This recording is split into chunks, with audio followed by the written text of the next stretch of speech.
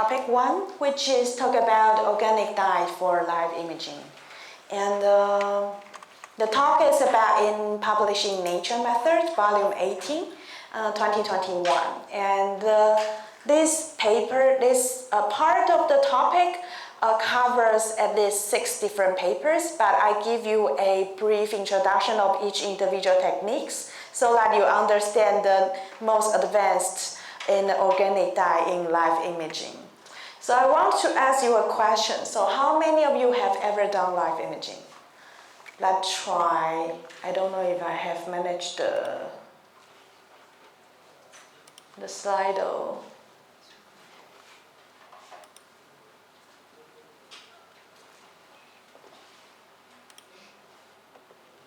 Okay.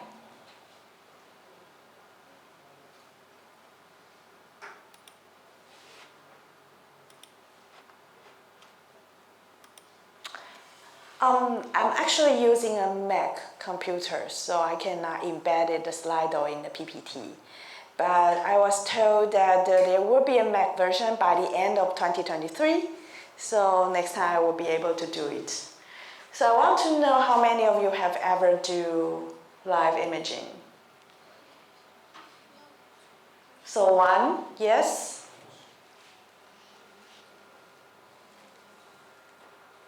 That should be easy, right? No question was?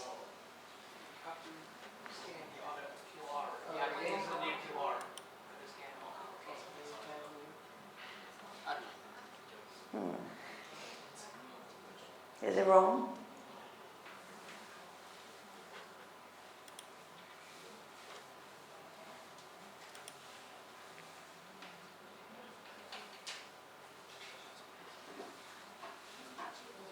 Yeah. Okay.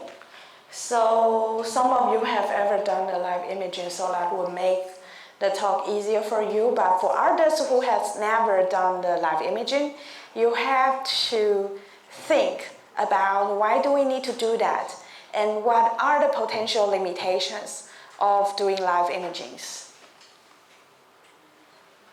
50-50?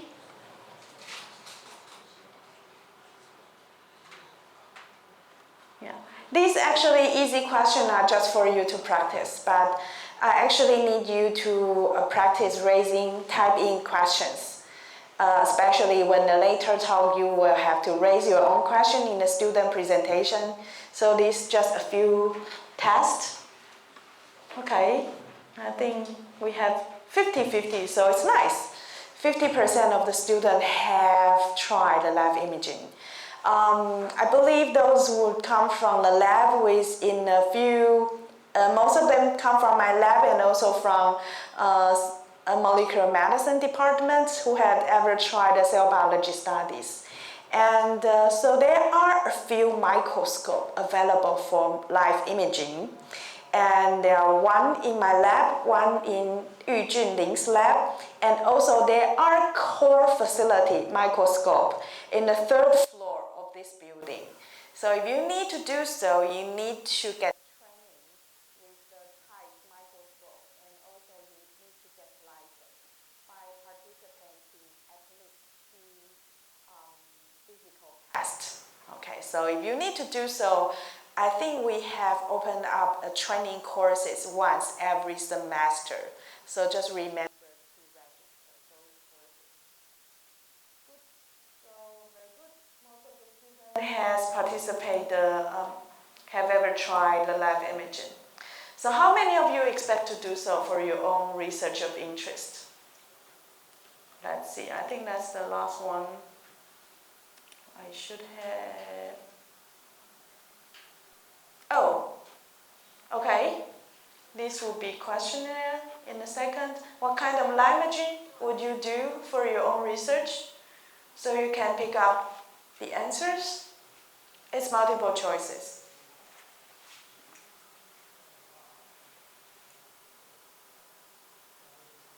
Yeah. Of course, these are just few applications I have in mind. including you could use it to monitor changes in cell morphology.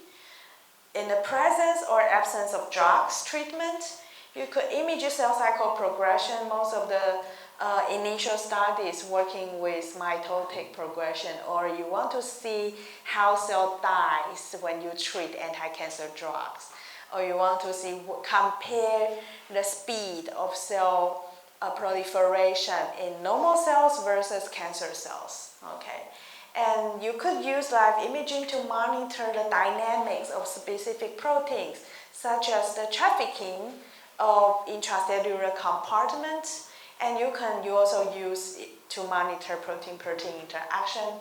And also there are some famous movies showing how cells, especially natural killer cells, tracing the bacteria, and in the end endocytosis, the bacteria, and digest it.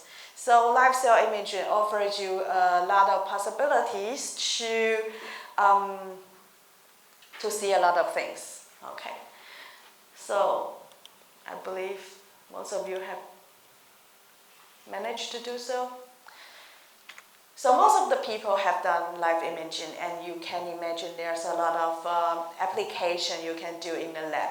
So today the topic is talking about how do we see those molecules in the cells or in the animals. Okay, so to see things, there are two ways. Number one is you see with the natural light, like you can see me right away, and you do not need to use specific equipment such as the fluorescence microscope.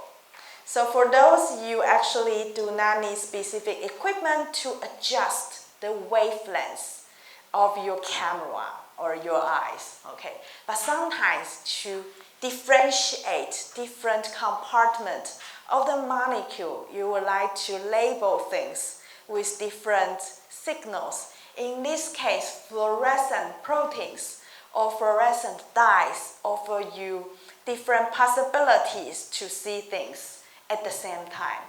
So the topic actually covers, try to explain to you is the, in the past, biologists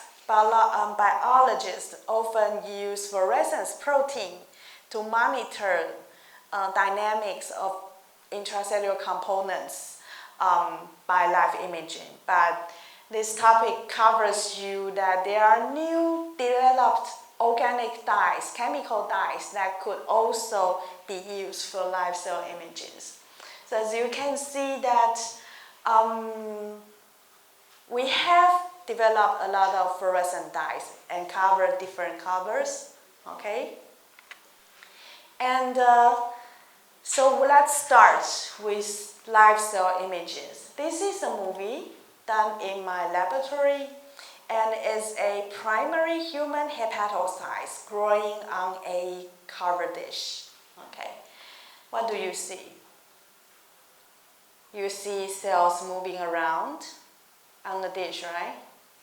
And what else? So it can move. It can divide, like this one. If I go back a little bit, 1 divided by 2. And sometimes you see cell death. Okay. So that's the typical live imaging.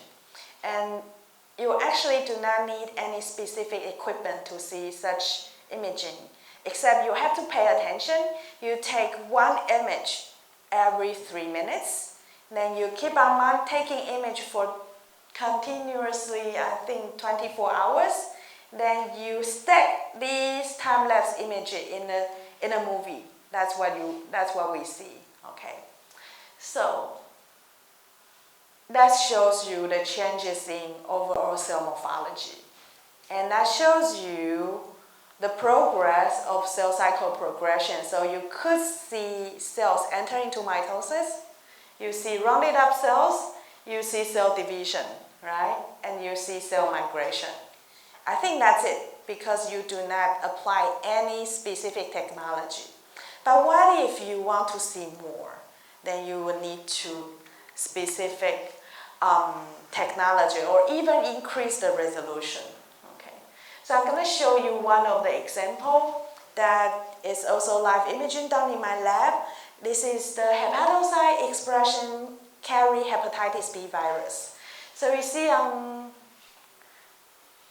the left-hand side, I think it's done. Let me start again. You have two cells. This one divide, and this is fine. And this one is also divide, separated into two cells. This one divide, but then it fuse together, form a large cell afterwards. So this is known as cytokinesis failure, indicating the two daughter cells fail to segregate from each other.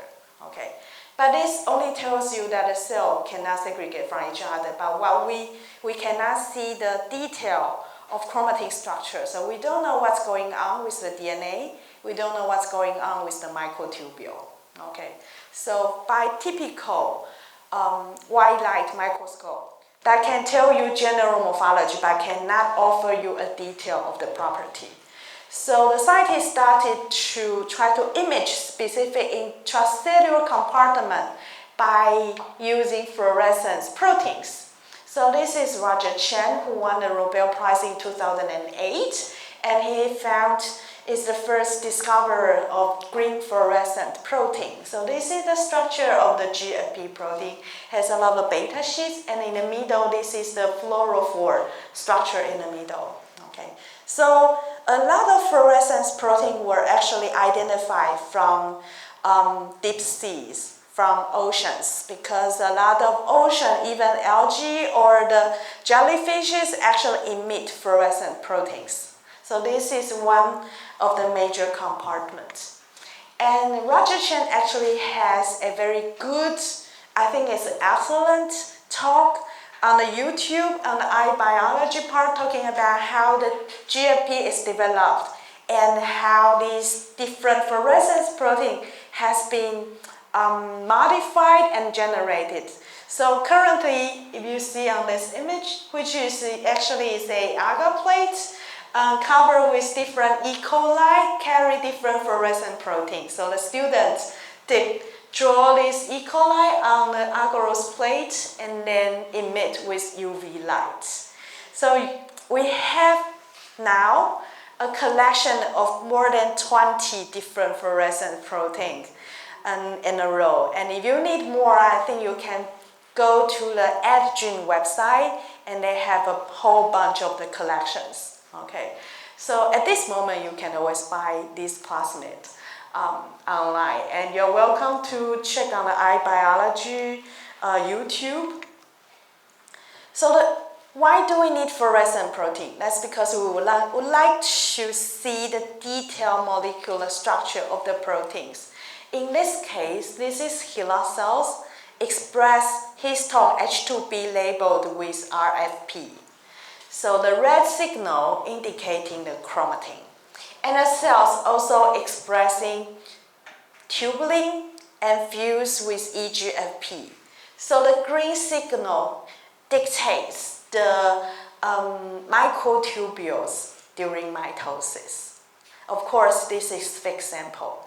And if the cell could survive by overexpression of these two fluorescent proteins, we can do live imaging, okay? And so there are pros and cons of using fluorescent protein in live imaging. Number one, if you want to see the red signal and the green signal in this cell, you have to generate recombinant construct with GFP tubulin and H2B cherry, right? Okay, so you need to generate recombinant construct. You need to put this recombinant DNA into the cells and hoping that the cell express these two proteins properly and the cell don't die, so that you could do live imaging. Okay, so you always need to working with genetic modifications. And in some cases, the fusion protein might not function the same as expected. For example, we can tag red fluorescent protein with histone H2B as I just showed. But if you take with histone H1, the cell normally will die. So it doesn't work in all cases. And then when you add fluorescence protein in the target proteins, you have to try to add the fluorescent protein at 5' end, at the N terminus or at C terminus, because sometimes it doesn't work or it doesn't blink as expected. And by overexpression of fluorescent protein, sometimes you have gain of function phenotype, or you will have loss of function phenotype. So these will be difficult to expect. And most importantly, because we need to do transfection or stable expression, these transfections sometimes they are difficult for specific cell lines, such as lymphocytes and the neuronal cells. They are very difficult to do transfection. So even you manage to produce the recombinant construct, they might not express well in your expected cells. And you could do stable cell lines, but sometimes exogenous expression has this limitation. So the fluorescence tagged fusion protein is a nice tool. You can tag the protein with different colors, but there are some limitations. Okay. Therefore, of course, there's one question I haven't mentioned is that if you do the transfection in a dish or covered with 100% of the cell, maybe the transfection rate is only 20%. So you will not see most of the cell express your fluorescent protein. But if you are adding a specific fluorescent dyes with a good cell permeability, you can expect every cell on the image dish will be stained by your fluorescent dyes. So I'm going to show you one of the most popular DNA dyes for live cell imaging, which is hers, and depicted in the blue color over here. So this is the cells undergo successful mitosis. Now we can see the segregation of sister chromatid in this case. And we can also see, I think this one.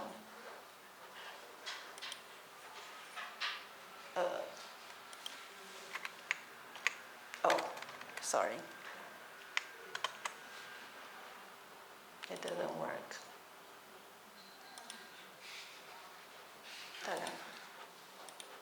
Okay. Fine. So the first one undergoes successful mitosis, and the second and the third undergo abortive cytokinesis or failed in abscission. So this one you see the chromatin is not fully segregated, and in the end it forms a large nuclei after mitosis. And the second one you see a clear sister chromatin segregation, but they failed to do the final abscission, so you see a binucleated cells afterwards. So only when we add the DNA Hurst dye, we can see the dynamics of the DNA structure.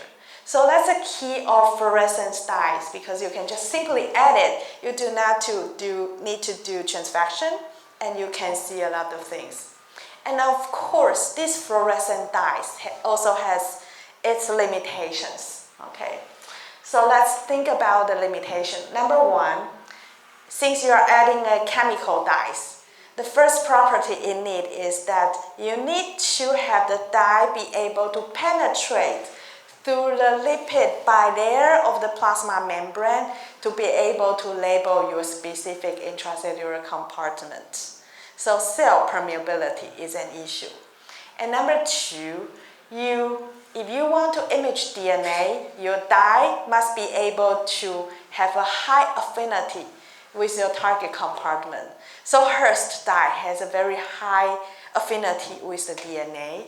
And if you want to monitor tubulin or ER or Golgi, you have to find a specific chemical structure that could be localized at a proper position in the cell. So actually, it's not all of the dye can be used for live imaging. You have to do a bit selection, okay? And sometimes, think about how do we see those fluorescent signals. So for the typical white light imaging, you just apply the white light. But if you want to see the host, you have to apply a UV light to be able to see the blue signal. So for those fluorescent dye has to be emitted at the wavelengths around 200 to 500 nanometer wavelengths lights, they sometimes has a bit phototoxicity to the cells. And the phototoxicity comes in two ways. Number one is the light itself. Okay. Number two is the light emitted by the fluorophore, which will generate the reactive oxygen species, the ROS, and that's sometimes damage to the cells. So you have to be careful with the wavelength of light you use for imaging.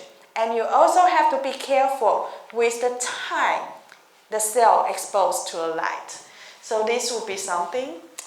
And sometimes in order to see a good, strong fluorescence imaging, we have to apply a very strong laser or a strong LED. And that gives you a very bright fluorescence signal at the first stage. But then the fluorophore can quench very quickly.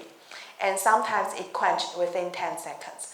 So you sometimes feel you have a good image in the beginning, but then it dims very quickly. So the photo stability of the fluorophore, of the dye, is also important, and the limitations.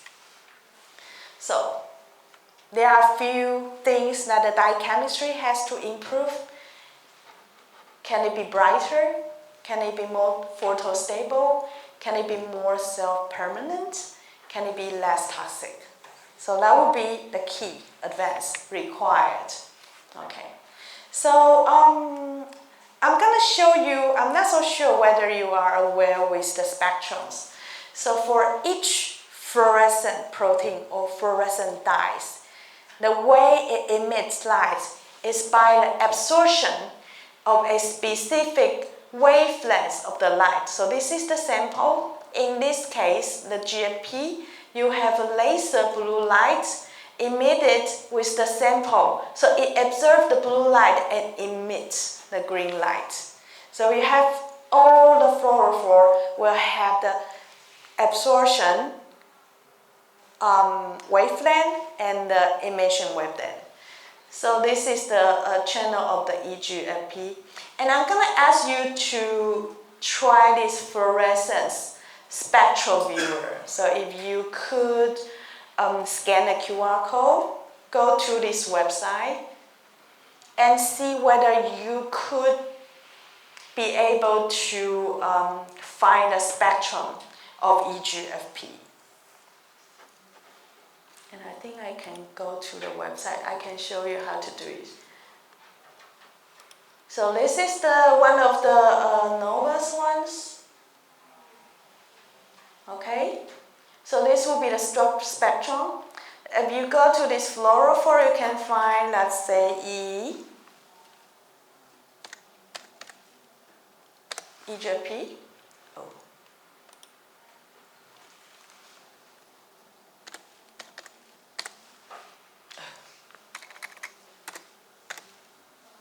Yes. Okay. So this is the emission, excitation. So peak at 483 or 488 of GFP. And the red one is the emission. So you need to excite with, I think, maximum 488 nanometer wavelengths, and it will excite a light at around 511, okay, or 510. So that's what GFP does. So if you go for, let's say, TMR,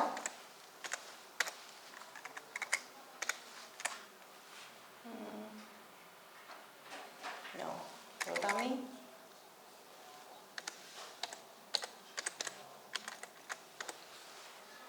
Okay, so you see there's a lot of rhodamine versions, like the rhodamine red.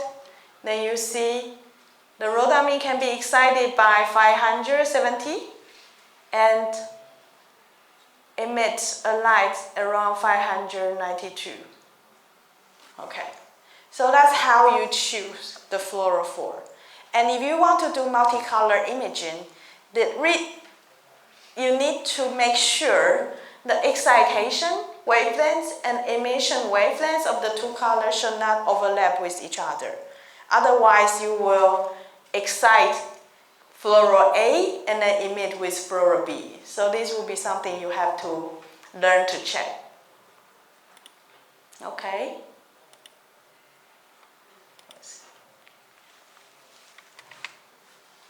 So, I mentioned that there are a few things that should be approved with dye chemistry. So these are the 3 papers mentioned in the paper. They actually modify the fluorophore for live cell imaging. One of the key is to add a specific azitidines on the fluorophore, and that significantly increase the photostability of the fluorophore. So this is the case. On the lower part is an unmodified fluorophore, and the upper part is the modified ones. So by adding this specific chemical modification, the fluoro actually get much more photostability, and that can be used for single molecule microscopy. And this is another case. This is the first dye I would like to introduce to you. It's called Genlia Fluor, JF dyes. Okay, and you must heard about FITC or rhodamine, Texas Red, this kind of fluorophore dyes, right? Okay, and then most of those dyes were not cell permeable. You need to do a little bit modification. And in addition, this Genlia Fluor is a small molecule and can be modified, and that could emit different light. And most importantly, with this kind of modification, the cells stabled with these Genlia dyes can resist with a strong intensity of laser light. So like it can be the fluorescence stays when you apply the super resolution image. And in those kind of the microscope that you always emit with a strong laser, so photobleach occurs very quickly. And with these new versions of the dyes, they support the images. And I like to mention that if you remember, I mentioned about the phototoxicities. The stronger phototoxicity always comes from the short wavelengths. So the blue light, green light, and orange light. And if you image the cell with far-red laser or near-infrared laser, and those wavelengths actually has less energy consumption, and that will be more suitable for live images. So if you want to choose a good dyes for preserving cell viability during live imaging, the best way is to choose a far-red or infrared fluorescent dyes. So this will be the Genlia dyes will be one of the options, and the other will be near-infrared rhodamines. So in this paper, they generate a series of different dyes, and from the red to the far red areas. Okay, so these dyes will be the new tool, can be used for live imaging. But you must wonder, how do we use these dyes? I think if you want to do immunofluorescence imaging, you always buy secondary antibodies, right? And if you do multiple color imaging, you always buy secondary antibody labeled with FITC, labeled with rhodamine, labeled with different number of the dyes. And this has been commercially available in different companies. So I recommend you, if you have the chance or if you have the possibility to choose the near-infrared dyes, you should do that, because those dyes were much more photostable. So if you want to do confocal imaging, this dye will actually stay much longer and give you a much better resolution of the images. Okay. So I was thinking to ask you a question, but maybe I just skip this part. So if you have time, afterwards you can use the spectral viewer to check the emission wavelength of rhomblamine red and genia fluor, and actually will be these two answers. Okay. So I want to show you, except for genia fluor dyes, there's another dye is called SIR dyes. So this SIR fluorophore has been tagged with different chemicals that can be used to label DNA, lipids, microtubules, and Golgi components. And this is one of the examples that a protein fused with SNP protein and labeled with the SIR dyes. And you can see the confocal images like this, and if you apply this image with the STAT microscope, you could successfully obtain a high resolution images. So that indicating these SIR dyes are more suitable for STAT microscope. And this is another version, the SIR dyes, and can be used for high resolution image to monitor the behavior of ER in the cells. I want to show you that in this case, the ER is labeled by this HMSIR-PZ dyes. And you will be able to see the protrusion of ER tubule at this one. I don't know if you can see. So normally with this super resolution image, you have to use a lot of laser powers and the fluorescence dye quench in a minute. But with this SIR dye, they could manage to sustain a strong signal even in 500 seconds. Okay, so that's a key. So in case you need to image tiny structure in a cell with high resolution, you have to use the dye or fluorescence marker wisely. So this near infrared dye will be the one you need to choose. Okay. I hope you can see it. If not, then you can check on this paper, and there will be movie provided on the paper. Okay, so that's a fluorescent protein and fluorescent dye. But how do we monitor non-protein targets, such as lipid or RNA in the cell? So for lipid, you could use specific fluorescent dyes, such as Bardapi. And this Bardapi looks like this. It's a core, okay? And the Bardapi has this specific characteristic is it could form dimer or tetramer by adding different chemical modifications. And in this case, these Bardapi dyes, when they form dimer, the color, the fluorophore will change, and emit light will change from green to red. So you can use this property of Bardapi to monitor the association and dissociation of these two fluorophore in the cells. Okay, so I'm going to show you how they do it. So in this case, they use a specific dye, Bardapi C12. And this C12 actually is a fatty acid analog localized to the ER. So the cell were treated labeled with Bardapi C12, and you see a lot of green fluorescent light in the cell indicating the ER component. And what they want to do is to support super resolution image of the ER. So what I want to do is that for this Bardapi component, at once for a while, the two fluorophore will form dimer in proper position, and when they do, they emit red signal dyes. So it's like the SIM images. So the original image, most of the signal like this, but once in a while you have these two dots emitting strong red light in proper position.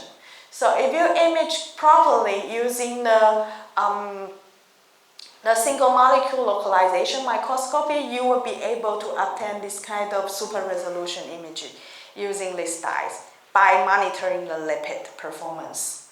So this will be dye that you could do if you want to see the behavior of the plasma membrane or lipid component movement. That's the technology you can try. Okay. And then I think the most exciting part of this topic is that we can now monitor the dynamics of RNA in a cell using a specific aptamer coupled with fluorophore. So this is the paper published in Nature Biotechnology. They have developed an aptamer, and it's known as a robust, and which is the aptamer that could bind specific fluorophore rhodamine dyes. I'm going to show you how they do it. So, aptamer is a specific nucleic acid structure that forms specific secondary structure, can be composed either by DNA or RNA. Okay, and in this case, they develop a specific aptamer. They generally form this specific stem loop structure. Okay, and this aptamer can bind a quencher. Okay. The quencher in this case is dinitroalanine called DN. A quencher is a chemical structure that could bind to a fluorophore and reduce the fluorescence image of the fluorophore. So when this fluorophore is cross-linked with the quencher, there is no fluorescence when you emit the light. And only the fluorophore will remove or far away enough with the quencher, then you see the lights. So this will allows you to monitor where the RNA is. So if this RNA of interest carry this quencher binding aptamer in the cells, and then you add these dyes, if the quencher is catched by this aptamer, and then this fluorophore will be free, then you emit the light. So this is the approach you could see where the RNA is in the cell. And in this paper, the fluorophore they use is TMR. So this is the TMR structure and the chemical cross-link with this dinitroalanine as the quencher. Okay. So you are wondering how they do it. And this is the one I just showed you is the first version. And then the paper actually developed a new version, is that you modify the aptamer with a high affinity with the fluorophore. So in the previous one, the aptamer recognized the quencher. And they realized sometimes the cell, when they treat with quencher, they will have background signals. So they think maybe they should develop an aptamer that could recognize the fluorophore. So the idea is the same. You only see the fluorescence light when the fluorophore binds to the aptamer and then release from a quencher. Okay. So this is the robust structure, and this is the fluorophore. And the reason I would like to show you the structure is that you could apply this aptamer in your own study. If you want to monitor a specific intracellular mRNA in the cell, you simply need to add this aptamer at the 3 terminal part of your mRNA. Then you can use the fluorophore for your live imaging. Okay, so in this case, the scientist has tagged the GFP mRNA with 4 versions of the aptamer. So we have 4 times of the fluorescence signal. And then to make sure that the fluorophore label the mRNA properly, they compare with the SM fish probes. Okay. So the idea is if we can demonstrate the fluorophore shows the colocalization with the fish probe, and that could indicating the fluorophore can successfully label the RNA. So here's the result. The cells express the GFP. So for sure it has the mRNA. And this is the TMR signal, which is this fluorophore. And you see these tiny dots indicating the fluorophore-bound mRNA signal in the cytoplasm. And this is the GM fish signal. And you can confirm there's a very good overlapping signal in this case. So I'm indicating that you can use this technology to image the RNA in living cells. So you can do live cell imaging. Okay. And this is the epifluorescence, and then the TMR is robust, so you can do a single molecule localization microscopy, so they can support high resolution images. Okay, so I want to show you why it is very good for imaging the RNA. So remember, this is the fluorophore binding aptamer, and this is the TMR. Okay, so in a cell, if you have these two RNA, then you add TMR. So TMR not only binds to the aptamer, but also have free form fluorophore, right? So if you want to make sure where you have the localized RNA, you have to wash away these unbound fluorophores so that you have localized signal. Okay. If you use this version, TMR with DN, so you see this TMR DNA, when binds to the aptamer, it will shine light. When it's not bound to the TMR DNA, there's no light, right? So you don't need to watch, you simply add the fluorophore and then you see where you have the fluorescent signals. There's no need to wash. So that's the beauty of these specific dyes. Okay, so I think this technology will be the most applicable technology you can use in your own lab. For example, if you want to know whether your mRNA vaccine has been successfully delivered in the target cells, you could add specific aptamer on your messenger RNA at the end. Then you could do like a transfection or in vivo injection into the mice. Then you add fluorophore.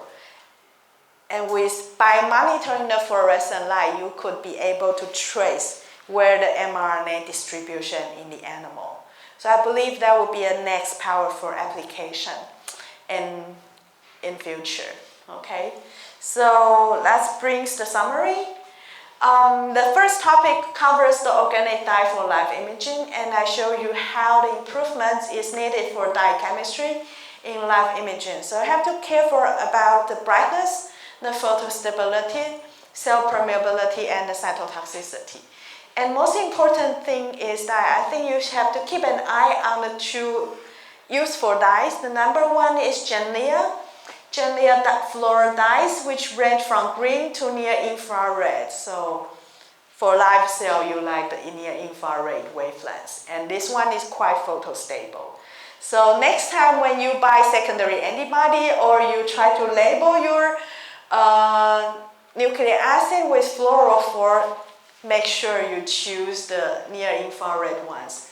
And then the Barnaby, and also I haven't mentioned the cyan dyes, can be used to modify to label lipid and different cellular components. And then I would like to mention these fluorescent light up aptamers, like the one I just showed you, can be used to label intracellular RNA. And of course, I think it can be also modified to try to label the intracellular DNA or specific component of interest. Okay, so this will be something that will be used for in the near future. So there are 4 major references covered in this topic. You are welcome to have a look. So I think that's it for the topic 1. Do you have any questions? And actually the topic I just mentioned is to inform you the development of new chemical dyes. But for live imaging, I think if you just need to see the organelles of intracellular compartment in a cell, you could Google BACMAM, BACMAM. So this is a typical recombinant baculovirus, which can be used to infect different variety of mammalian cells. Okay, maybe I just... Okay, so the BACMAM is a recombinant baculovirus that was designed to infect different variety of mammalian cells. And you can find commercial available baculovirus from Thermo Fisher. So if you go down here, you have Beckman reagents, including cell lines, primo, ion channels, Beckmans. Okay, so these are recombinant baculovirus encoded carry transgenes that could label different intracellular compartments in the cell. So if you go to the cell line, and that's already pre-made recombinant protein, recombinant virus that could be used to label FT, fused with GFP, RFP, or CFP. So green, red, and blue color, okay? And the cytoplasm, this one, and the ER. So I just choose one for you to have a look. So this is the endosome RFP. So it's a recombinant baculovirus carry a endosome target protein fused with RFP. So if you add this virus in the cells that you want to image it, and you wait for 24 hours, so this baculovirus will infect your target cell and express this endosome targeting red fluorescent protein. So that offer you to live imaging of the endosome. So yeah, so it's like a shopping list. You could have label endosome, Golgi, histone, lysosome, mitochondria. So what you need to do is you choose the color you want. They only have 3 colors, and the organelles, then you just order it. That's one option, so you don't need to design. And then, if you need to know what kind of fluorescent dyes you could choose, this is one of the possibilities. You just Google the fluorescence dye, like every microscope company and the dye company, they have different options, like the DAPI with the blue label, and they show you how these fluorescent dye performed. So you could have this as a starting point and have a look of these informations. Okay, so you can always purchase antibodies and the different recombinant virus for you to use. Okay, so the first topic is about fluorescent dyes or fluorescent protein, right? So, and I'm gonna show you another version, which is the imaging cells without any labeling. So why do we want to do that? This is an artist's impression of an unlabeled cells being imaged on the basis of inherent contrast of subcellular structures. So on the right-hand side, you are familiar, you could label different intracellular compartments with a fluorescent tag. On the left-hand side, it's black and white, but you can still see the detailed structure of the intracellular component. Which one do you like? On the left-hand side or right-hand side? Maybe you just raise the hand. So the people who like the right-hand side, please raise your hand. Right-hand side, okay. And left-hand side? No, everybody likes the color ones, right? Okay. Except if I tell you that if there's no way you can label your fluorescent protein, and there's no dye that you can recognize your specific compartment of interest, what can you do? For example, if I want to label the Golgi compartment, but there's no Golgi dye, what can I do? Or if the Golgi dye is toxic to the cells, what can I do? Okay, so why do we need for label-free microscopy? Imagine if you take images of the cells. You have to do either express fluorescent protein or you add chemical dyes, right? these two approaches are intervention approach. Either you add genetic modifying reagents or you treat cell with chemicals. So these two processes are not native to the cells. So sometimes this treatment actually will affect the viability or the behavior of the cells.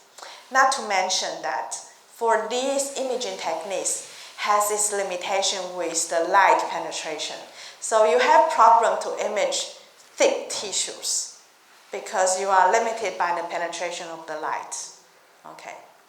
So scientists has tried hard to develop new approach to image intracellular compartment without labeling. So you just put the cells, then you can see where the ER is, where the protein is, where the lipid is. Okay, sounds fancy, right? Okay.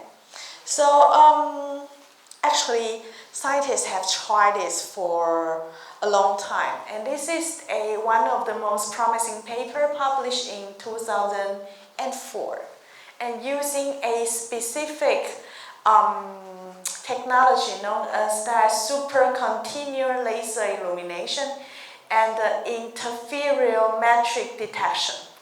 So the idea is that this is the wavelength of the white light laser source. So this is the white light laser sources, and you have the intensity over different wavelengths. Okay, so white light.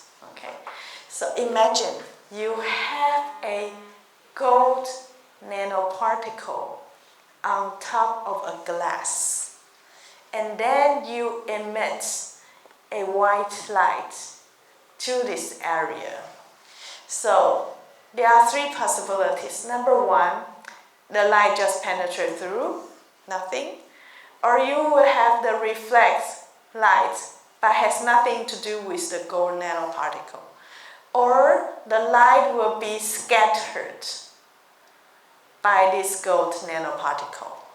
Okay. So by calculating or monitoring the scattered interference of this gold nanoparticle can be used to identify the position of this particle. Okay, so this is the first idea of using a physical properties of the particle for imaging. Okay, so how do we do it? So this is the white light confocal scan. So in a dish, in a glass slide, there's spread of a few 60 nanometer nanoparticles.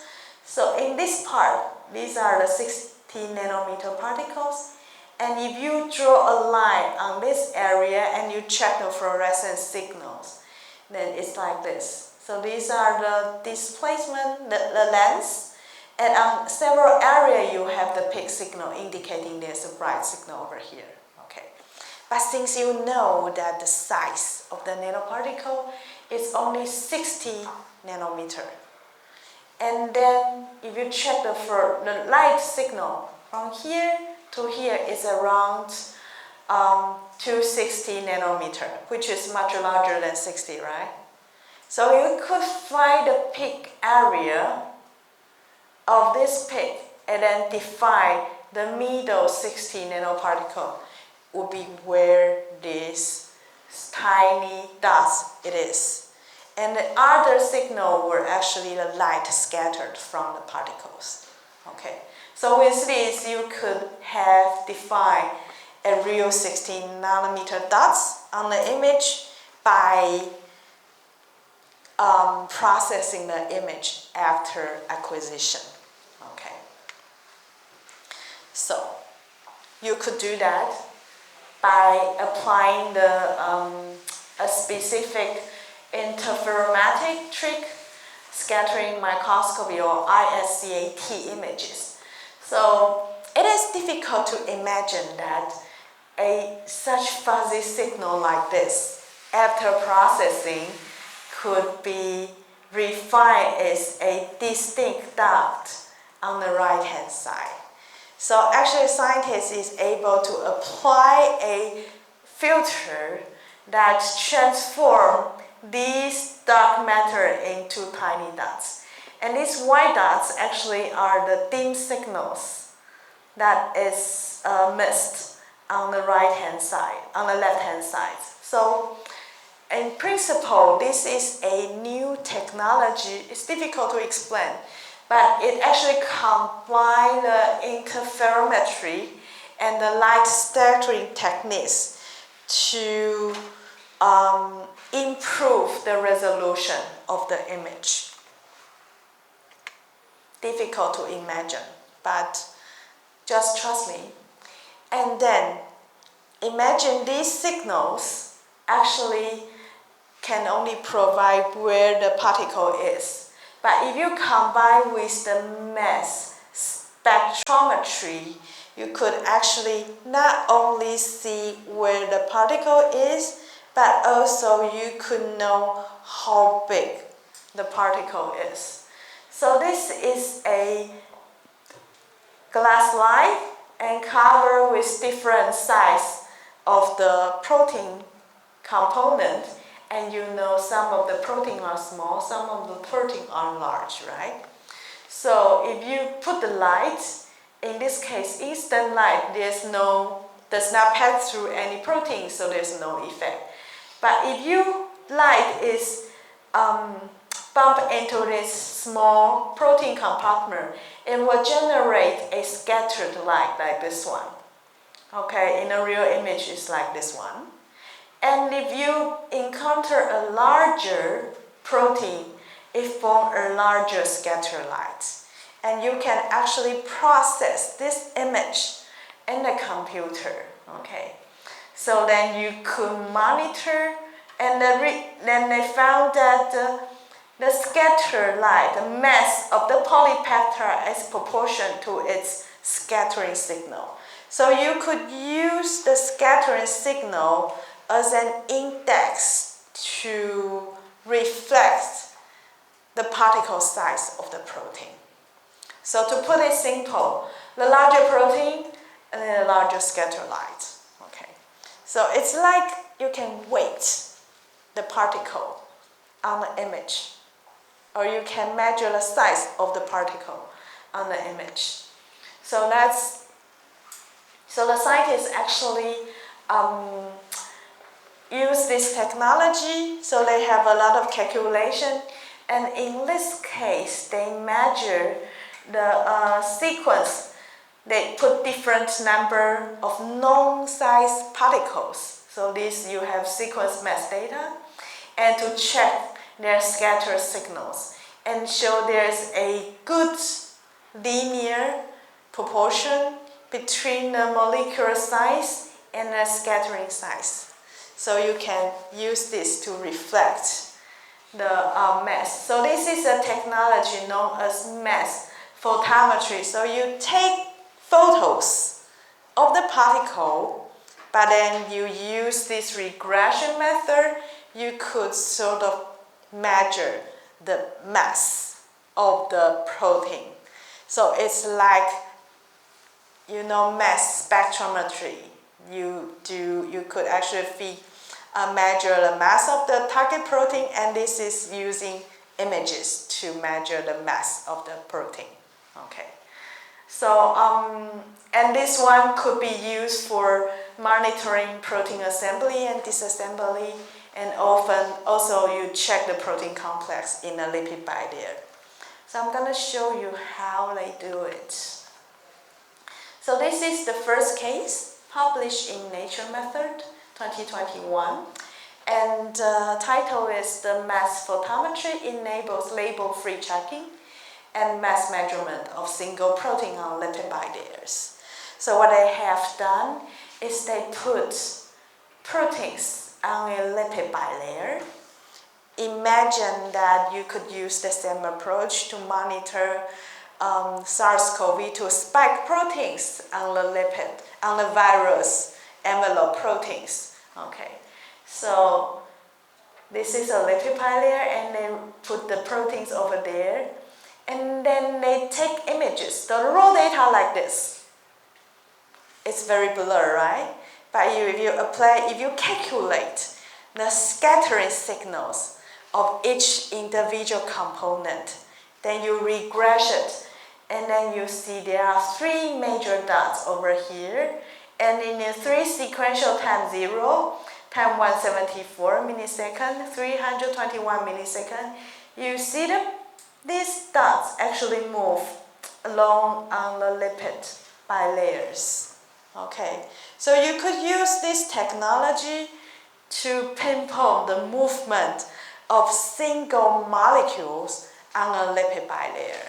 Okay, but I'd like to mention that I have a look on this image for several times. For me, they all look the same. I think they wrongfully copy-paste the same image 2 times. So maybe we could write a letter to Nature Method and ask them to correct this one. I don't know, maybe I misunderstand, but it should be different, right? Okay, so this technology looks fancy, and I think the key is, do we need to add any drugs to see these images? No, I think there's only white light lasers, okay? And there's no labeling needed, right? But of course, the component of this imaging system is simple because there's only lipid bilayer and the target protein over there, okay? So in this case, because the component is simple, you can easily identify where this protein is and how they move along each other, okay? And the same techniques can be used to monitor the formation of protein-protein dimers and oligomerization. So keep in mind that the scattering signal is in positive proportion with the molecular weight of the target protein. So if a protein like to form oligomers, then you could see there's a different peaks of the contrast images, which can be associated with the dimer, tetramer, hexamer, and octamer, because the higher contrast scattered image indicating a larger molecular size. So if you have a protein, you would like to know whether it forms dimer, tetramer, monomers, you can use the same technology to give you a quantitative result. It's quite similar to do the FPLC, except you're using imaging techniques, okay? And that gives you a quite straightforward data, okay? So you see a very good linear regression of it. And you can also use to monitor changes in protein behaviors. In this case, this protein formed oligomerization, majored in the hexamer form in the liquid component. But when 1 millimolar of the GTP is added into the condition, the oligomerization state of the protein reduced significantly. So I think this is quite straightforward. So you take it under the microscope, then you add 1 millimolar of the GTP. You immediately image the signal, and you can see a quick reduction of the oligomerization. Imagine what kind of effort you need to do if you're working with biochemical approach. You have to do FPLC, or you do gradient, or you do gradient centrifugation, and you subtract the component and you perform Western. In this case, just one imaging is enough to done. So all you need to do is you need to have this kind of microscope, which is unfortunately not available in Tsinghua. Hopefully we will have this kind of microscope soon. Okay, and the same technology can be used not only to measuring the oligomerization, but also to use to monitor the association and the dissociation of components in the cell or in a lipid bilayer. So this is the case in a lipid bilayer. In 180 milliseconds, you see the split of the 2 components. on the lipid bilayer. And in this case, you see the fusion or association of the two compartments into one. Okay, so these things, if you use just conventional fluorescence microscope, it's not possible to see it. Okay, so and you do not need to label the protein at all. So if you're working with structural biology lab, you want to study the association and the dissociation between one and the two proteins, I think this technology can be easily used. And keep in mind that you can always tell by the scattering size if the two proteins are in different molecular size. You can always tell by imaging, by monitoring the scattering signals, and you know which protein it is. So that's the beauty of label-free technology. But of course, the equipment is always a limitation of this kind of fancy technologies. Okay? And then there's another one, it's called photomic resonator interferometric scattering. In this case, they could have a modified specific optical design, and that actually further increased the resolution of this technology. But this is a bit complicated, so I only show you the paper, so you can have a look afterwards. Okay, and then this is how the microscope is. So I show you a few examples how to do label-free imaging, right? So how it does is that you will cover slip with microtubules over here. This I show you an example how they use this label-free super resolution microscopy to monitor this assembly of the microtubules. So they put the microtubule on the cover slip, and then there's a laser over here, then excite the sample, okay, and the second laser, and the light comes back here, and then there's a Wollaston prism, and they use this camera to take the images of the sample. Okay, so in this case, they could apply laser scissors on the microtubule and study the disassembly of the microtubule in real time. So this is the case, and this is the microtubule. Then they apply the laser scissors, and they could see the disassembly of the microtubule on this direction and also on this direction of the laser. So it's quite fancy. Yeah. And you can also use the same microscope to monitor how you know this microtubule disassembly. We always draw it's like a flower opens up, right? But how do we know it actually opens up like a flower? So if you use this technology, you can monitor the movement. Let's say this part and this part. When it opens up, the distance between this part and this part will increase over time. Right? So if you do time-lapse imaging, you see how they grow. And this is one of these examples. You see the microtubule disassembly, and you can image the tip of the microtubule, and this one applied with the super resolution. So keep in mind, all these imaging process are done by the equipment modification with optical modification, as well as the software filters. So you don't have to know how you're gonna monitor this equipment, but in case you need to do such experiment, I suggest to find a lab who are familiar with such technology, and you collaborate with the lab to working on these imagings. Okay, otherwise it took too much time for the imaging processing. But this is the case of this ISCAT images to see how two microtubule ends acquire before the disassembly, and then afterward disassembly within 4.8 seconds. Okay, so you can see how it goes. So the first part is I show you two technologies, and they actually can combine together.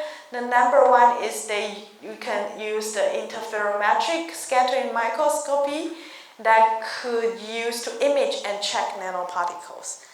Remember the scattering signals, and I show you the proteins, and that is proportional with the molecular size. But actually, you can use the same technology to check the movement of the virus or the movement of the single protein on the lipid membrane. And the second technology is the mass photometry, which is used to image individual or to weigh individual protein and monitor protein assembly and disassembly.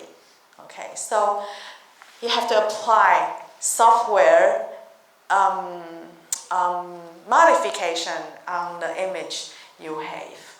Okay, so I want to ask you, what do you think these two technologies has what kind of limitations?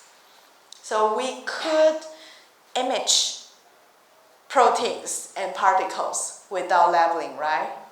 So what are the limitations? Or what else would you like to do with this kind of technology?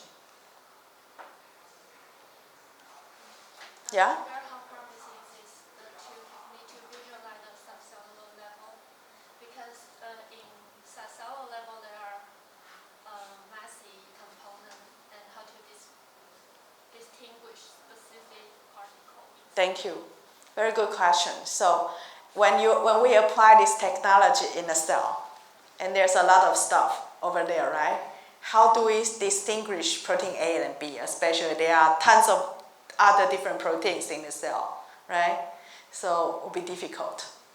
So a traditional approach is, of course, you go back to a fluorescence diet, or you go back to fluorescence tagged proteins, right?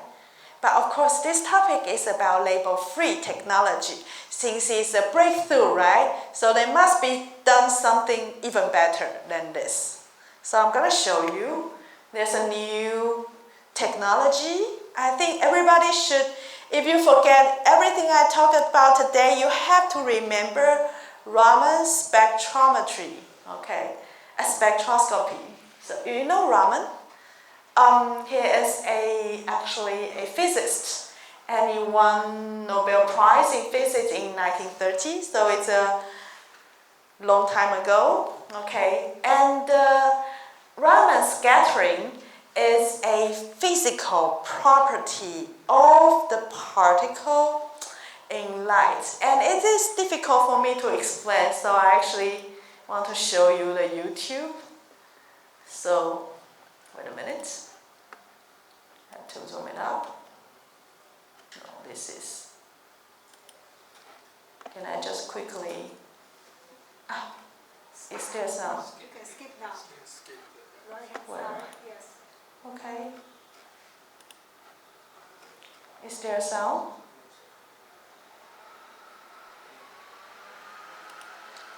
I need a sound. We've tried it, but There's no sound? Really? Too bad. But I was in this room before. There is sound. Okay.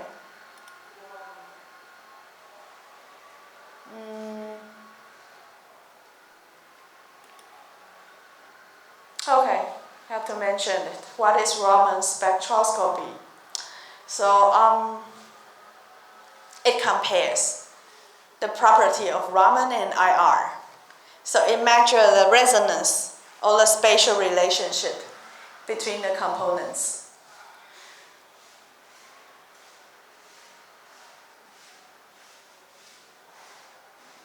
So there are two types of scattering, Rayleigh and Raman.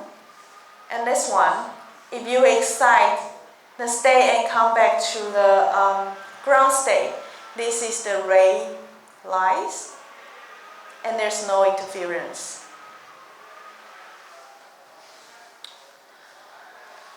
Is it possible that we can record the YouTube afterwards with sound? No?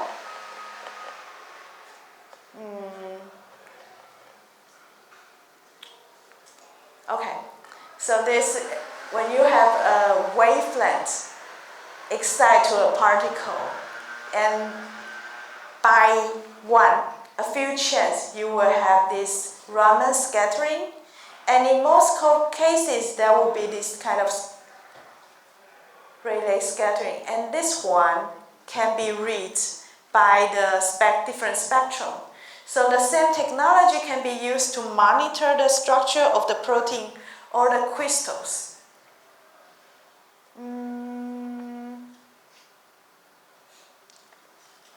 me stop it. So when there's an excitation of this particle, it has two forms of scattering. The stalks give you a longer wavelength, and this anti-scope give you a shorter wavelength.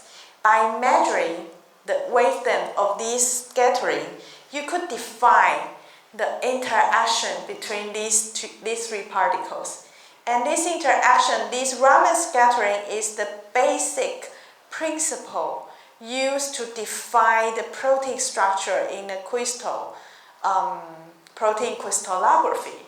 So I'm afraid I cannot really explain it quite well, so I suggest you could go back and check the YouTube after the lecture so that we can understand the Raman scattering well. So it shows you different chemical structure of the component, and if you apply the Raman scattering signal to monitor, and you will be able to define the molecular structure. So it's like a fingerprint of all chemicals, not just proteins. All the chemical components in the cell has different, this is called Raman shift. So like if you put salt, then you image the Raman signal, it has different fingerprints. So by monitoring the Raman shift of this peak, you will be able to identify what kind of components are there in the system. So imagine, like the student just asked, in a cell you have a lot of different components, right? You have different proteins, you have lipids, you have carbohydrates. And all these chemical components has different properties of Raman scattering. So by defining this Raman scattering, you can actually pinpoint what other components are in that area. I'm going to show you how it's worked. This one. Okay, so in principle, it actually monitors different scattering, and it will transform into this kind of Raman shift profile, and that allows you to identify what component it is. So how it does is that you have a sample over here, okay, and then you have a laser excite the sample, and you have the scattering, right? So the signal will over the filter and with gating, and then read by the CCD detector, okay? And what it does is like this. So in these cells, you have different components, a very complex system, right? And we do know that the, let's say, the protein, specific DNA, which is a nucleic acid, right? And the nucleic acid has its own specific Raman scattering profile. So by applying the filter, you could define where the DNA is in this image. And then you could read where is this intracellular green fluorescence protein is. And also the ER, because it contains different chemical properties. Okay, so you only have to apply one image. But the scattering, you have to do a lot of computation that splits the scattering signal, then come up with the assembly of the fluorescence image. This is artificial image, color depicted by men. So it's not a real color, okay? So what they have done is if you're interested, the same technique can be used for imaging living cell as well as the animals. In this case, they do zebrafish animal. So what I've done is they take a zebrafish, then first do confocal Raman spectroscopic imaging. So they combine the Raman imaging with the confocal images. Now they scan the whole fish. So for each area, what they do is they actually read the Raman scattering of the images. So they have the whole images. And then they can also do the section and do the confocal images. Okay. So altogether they can come up with the whole zebra fish to the end. And in the end, I think this can be easily to understand. So this is when they check the bacterial infection in zebrafish. And typically what they do is they take the bacteria of interest, then check the Raman scattering profile, so they have the peak. Okay. And then they image the zebrafish and find where specific area you could identify the scattering profile shows the same property as the bacteria. Then you could pinpoint where the bacteria is. And in this case, so they use Raman image to pinpoint the bacteria, and they could actually define the wild type bacteria and the mutant ones, because the mutant one show different properties of Raman scattering. And in this case, they try to make a wound on the zebrafish, and they image over time the biophysical property of the wounded area over time. Okay, so this is the real data. They could use scattering to monitor the protein and the lipid, and in this case, carotenoid in a zebra embryo. So this is different Z sections. Okay, so in this area, this has a lot of protein and lipid, carotenoid in this area. Okay, so it's not like you will be able to use scattering to label very specific protein, but it's a more general property of the chemical structure.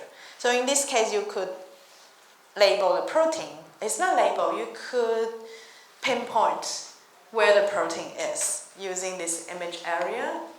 And in this case, they do section imaging of the zebrafish.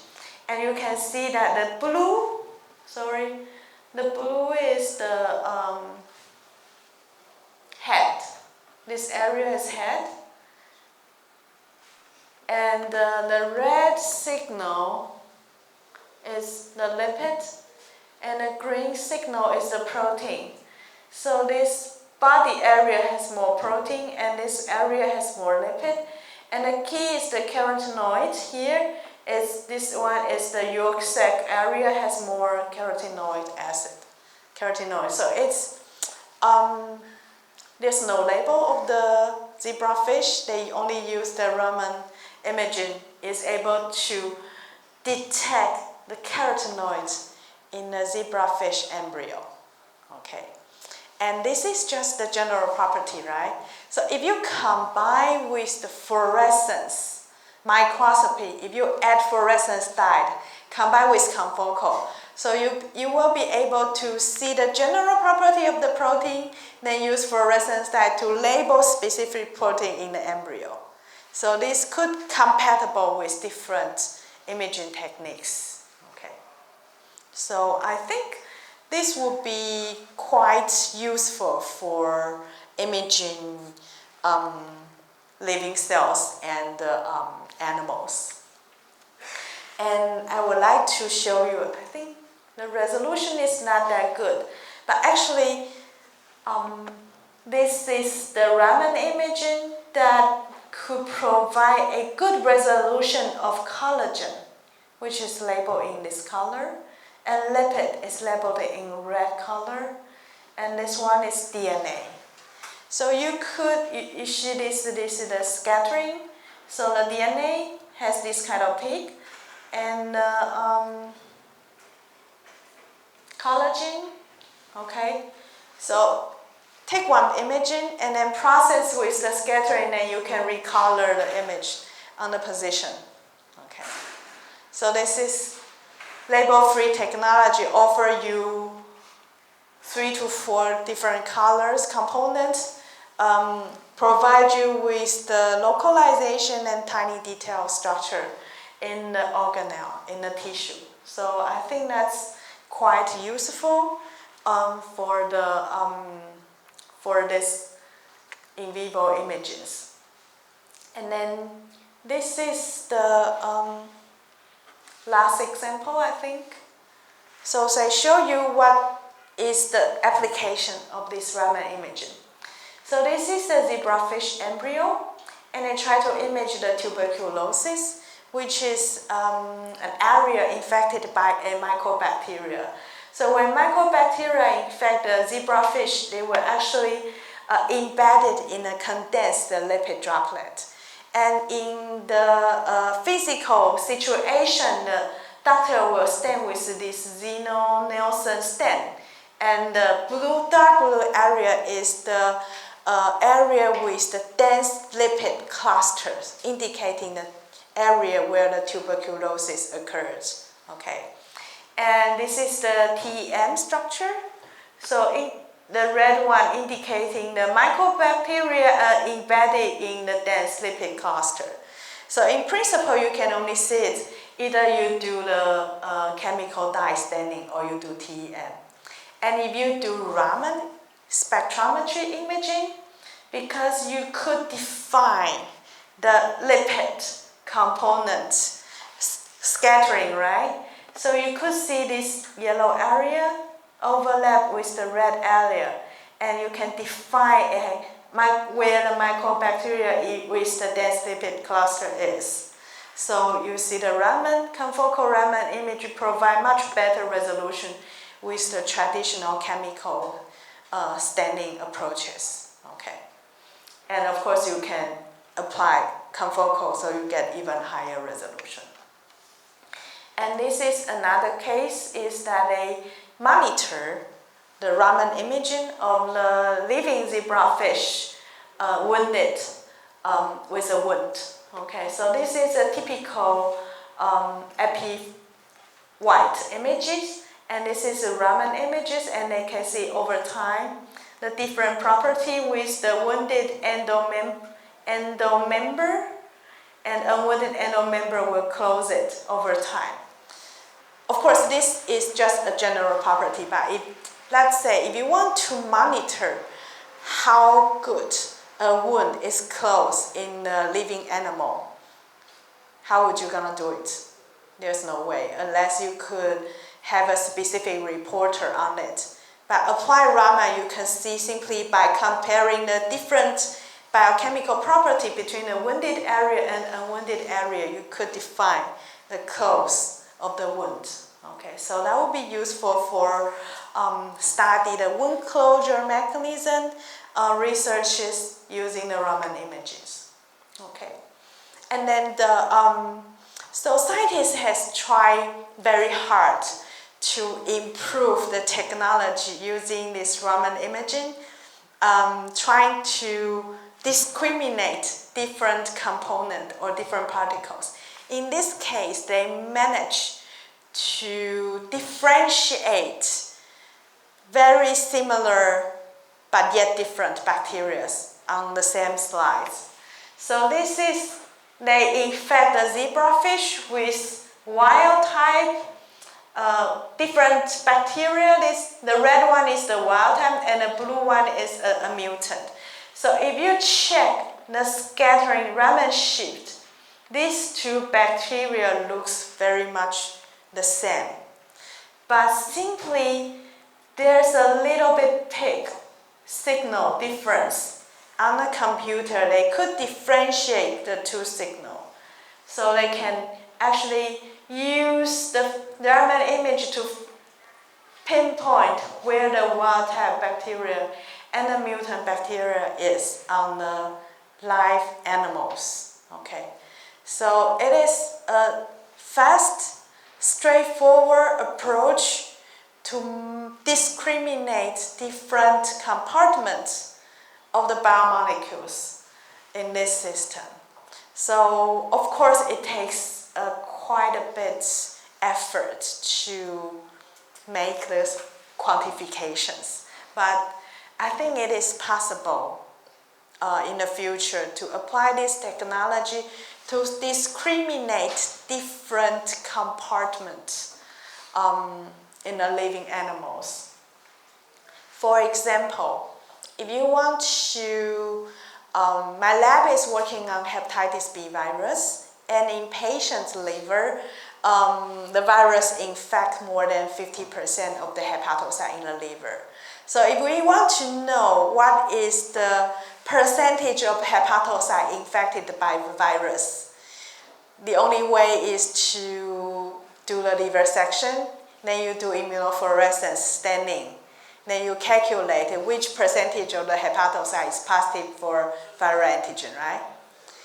And imagine if we could identify the Raman swift of the specific viral antigen, then we could apply the Raman imaging on the liver, then we could have pinpoint where the viral antigen is, and without any labeling. So that would be a technology that deserves everybody's attention in the near 5 or 10 years. Okay, so with that, I think I will almost close my talk today. So here's the summary. I show you 4 technology. The first one is interferometric scattering microscopy that could use to track viruses or single proteins. And the second is the mass photometry that could be used as an image type of mass spec. And then the Raman microscopy could be used as label-free discrimination molecules in cells and living animals. Okay? And if you combine with the confocal Raman spectrometric imaging that offers both fluorescence tag and chemical component in the cells. So you could image tons of different things at the same time.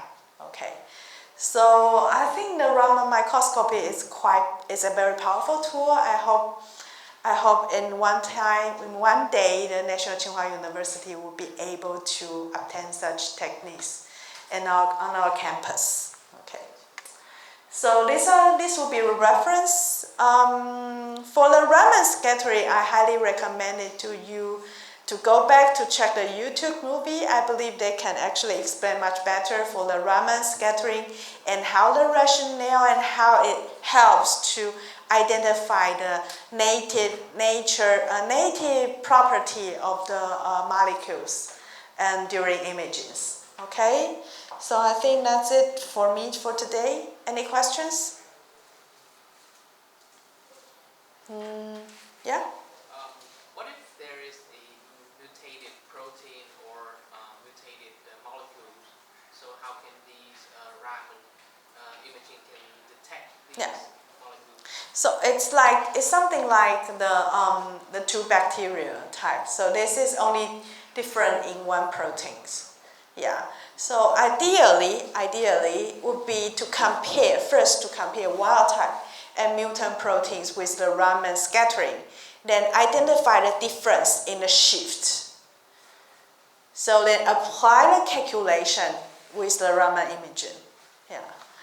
And because there's a low limitation for the scattering, so it is possible to image several different molecules at the same time with these imaging techniques. It requires a lot of computation efforts on that. So right now, there's only possible to actually quantitate the large molecules such as general protein, general carbohydrate, general lipid, and in this case, actually monitor general bacterial surface components. But in the future, I think if we focus on a tiny area, it is possible to use label-free technology to detect specific protein of interest or specific chemical of interest in the cell. And in addition to that, I think currently there's a lot of lab working with the drug development. And there's always a question is that where does this drug distribute it? In a cell or in a body? during the clinical trial. So with this Raman imaging, it is much possible to detect specific where this drug distribution in the living animals. So this will be something that deserves development in the future. So keep an eye on this technology because it's rather new, and of course the equipment is expensive, but such technology will be developed very fast. So maybe in a few years we will be able to use this technology in a general lab. Yeah. Okay? Any other question? Yeah? So is does this technique Raman microscope can be applied to visualize some cellular compartment which have the representative protein localizing that organelle? And if you want to monitor specific protein, we still need to apply some chemical dye or fluorescent protein. Oh, yeah. You mean if we want to detect specific proteins in a complex compartment? It depends. I think the Raman imaging can detect microtubule and specific carbohydrate. That means we need a huge pre-knowledge of the target we want to see. Yeah. So you first have to clarify the scattering property of the molecule you want to detect. Then you'll be able to subtract it from the overall images. So we have to fix the sample and see. No. No. So we can. That's the see beauty of this technology. Oh, so we can see animal models like C. elegans in live. Yes. Okay. That's the one I show is in the living animals. That's a beauty. And the detection is very fast. But the computation takes time. Yeah. Okay. Any other? If no, thank you for today. And I believe the TA will have a few announcements to make for the grouping of student presentation. Right? Would you like to announce on the EE class system? EE class. Okay, so we'll announce in the EE class system about the grouping and the student presentation. So the idea will be 4 members in a group. And each group will have to present 2 times. Yeah. And for the questionnaire, because we do not get it to work well with the Slido, so maybe we will distribute question papers to students. So you could submit your question when you listen to the student presentation or the professor presentation. So we will collect those questionnaires, okay, as a record of your class participation. And for the student presentation, when you see the question raised by the audience, you can choose what kind of question you would like to answer. And then we will ask the student presenter to select the best 5 questions. And then we get extra bonus for students who raise good questions. Okay?